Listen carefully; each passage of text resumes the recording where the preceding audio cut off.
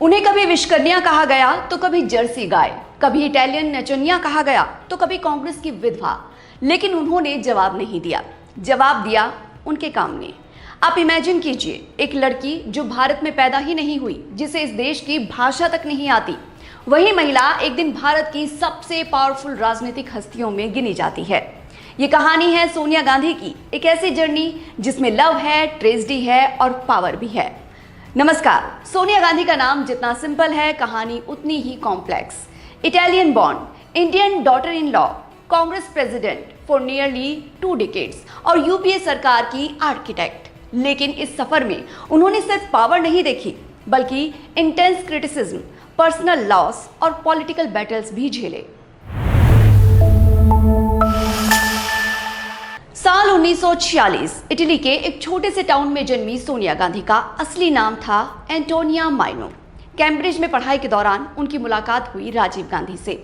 1968 में शादी हो गई और फिर हुई इंडिया में एंट्री। यहां तक कि जिंदगी पूरी रवानी के साथ बढ़ती चली आई। लेकिन यहां से कहानी आसान नहीं थी।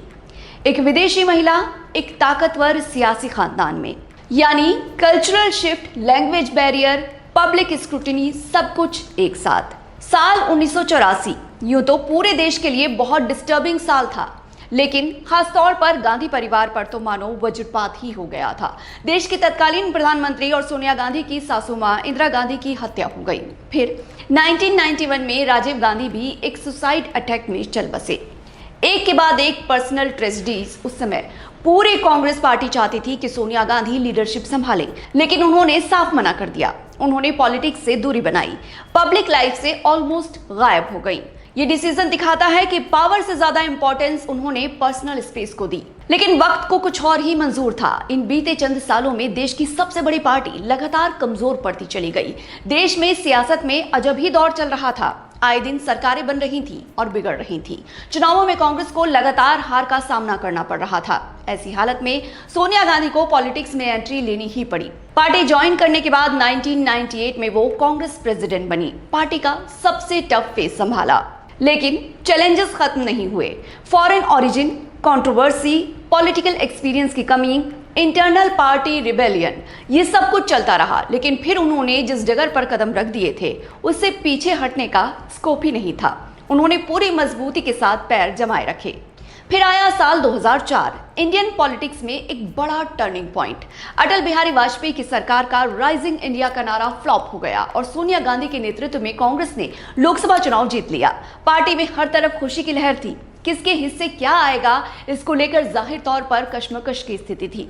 लेकिन एक बात को लेकर कांग्रेस पार्टी ही नहीं, बल्कि पूरे देश में एक मत था कि देश की अगली प्रधानमंत्री सोनिया गांधी ही बनेंगी। लेकिन पूरा देश तब स्तब्ध रह गया जब उन्होंने पीएम की कुर्सी को ठुकरा दिया। सोचिए, इंडिया की सबसे पावरफुल पोजीशन, और उन्होंने खुद पीछे हटना चुना। इतना ही नहीं, उन्होंने मनमोहन सिंह को पीएम बना दिया। ये डिसीजन इंडियन पॉलिटिक्स में रेयर एग्जाम्पल माना जाता है। ना भूतो ना भविष्य तो। ये साबित करता है कि वो भीतर से किस कदर मजबूत हैं और उनके इरादे किसी कुर्सी से डिगने वाले नहीं थे, चाहे वो कुर्सी कितनी भी बड़ी क्यों ना हो। यूपीए गवर्नमेंट के दौरान सोनिया गांधी सिर्फ सिंबॉलिक लीडर नहीं थी, पॉलिसी मेकिंग में भी उनकी बड़ी भूमिका थी।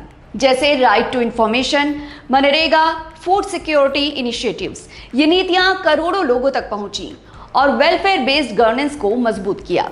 इसके अलावा 2004 से 2014 तक यूपीए का नेतृत्व संभाला। हर पावरफुल लीडर की तरह सोनिया गांधी भी कंट्रोवर्सी से दूर नहीं रहीं। Foreign origin debate, national Herald case allegations, political opposition attacks, ये सब पूरे समय चलता रहा। लेकिन अहम बात यह है कि उन्होंने एक्टिव पॉलिटिक्स नहीं छोड़ी और लगातार पब्लिक लाइफ में बनी रहीं। सोनिया गांधी को कई बार दुनिया की सबसे पावरफुल महिलाओं में गिना गया। उनके हिस्से कई तमगे भी आए, जैसे लॉन्गेस्ट सर्विंग कांग्रेस प्रेसिडेंट, इसके अलावा पॉलिटिक्स की master strategist, crisis management leader. लेकिन उनकी सबसे बड़ी स्ट्रेंथ क्या थी पता है?